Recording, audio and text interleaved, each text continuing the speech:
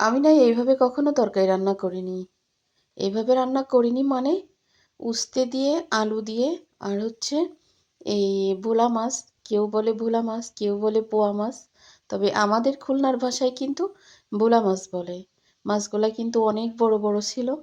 তো আমি এখান থেকে লেজের সাইড থেকে পারলেই কিন্তু আর একটা পিস বানানো যেত। তো আমি বানাইনি। ছোট ছোট মাছ কাটা, ছোট ছোট গোশ কাটা আমার একদমই পছন্দ না। বড় বড় দেখলে খাওয়ার থেকে দেখার শান্তি মনে হয় কি অনেক বেশি। আমার ছোটবেলা থেকে এটা আমার অভ্যাস। আমার অভ্যাস এরকম। আর হচ্ছে আমার মেজো বোনের মেয়ের অভ্যাস সেম আমার মতো। ও মাছ কাটে, মানে আমি তো বড় করে কাটি, ও মনে হয় কি আমার থেকে আরো বড় করে মাছ কাটে। ও একটা মাছ কাটে, তো একটা মাছের পিসের থেকে মনে হয় বড় রুই মাছ, কাতলা মাছ, পাতারি মাছ কাটে। ওর একটা পিসের থেকে মনে হয় ৪ পিস করা যায়। ও এত বড় বা মোটা করে কাটে। আর আমিও দেখেন কত বড় মোটা করে কাটি। কারণ আমার ছোট মাছ ছোট করে গোশ কাটা একদমই আমার অপছন্দ। আর এইভাবে তরকারি রান্না করিনি মানে কেন বললাম? কারণ এই ভোলা মাছ কিন্তু কাঁচা মরিচের তরকারি। কাঁচা মরিচ দিয়ে রান্না করতে হয়।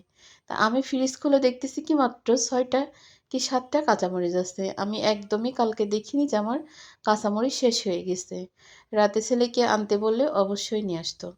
তো আমি রাতে তো দেখিনি, সকালে রান্না করতে গিয়ে দেখতেছি যে কাঁচামরিচ শেষ হয়ে গেছে। তো আর কি করা, তরকারি তো রান্না করতে হবে। লাল শাক ছিল, ভাজি করিনি। কাঁচামরিচ নেই বলে লাল শাক ভাজি করিনি। তো এইভাবে মনে হলো যে এইভাবে রান্না করি।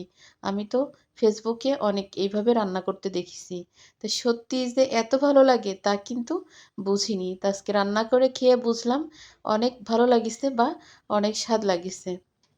সব রকমের মশলা, জিরা, পেঁয়াজ, রসুন, শুকনা মরিচ দিয়ে ব্লেন্ডার করে মশলাটা কষায়ে মাছগুলা দিয়ে কষায়ে উঠায় রেখে আলু দিয়ে আরেকটু কষায়ে উস্তে দিয়ে সুন্দর করে নাড়ায় চাড়ায় উপর দিয়ে পাতায় পাতায় মাছ দিয়ে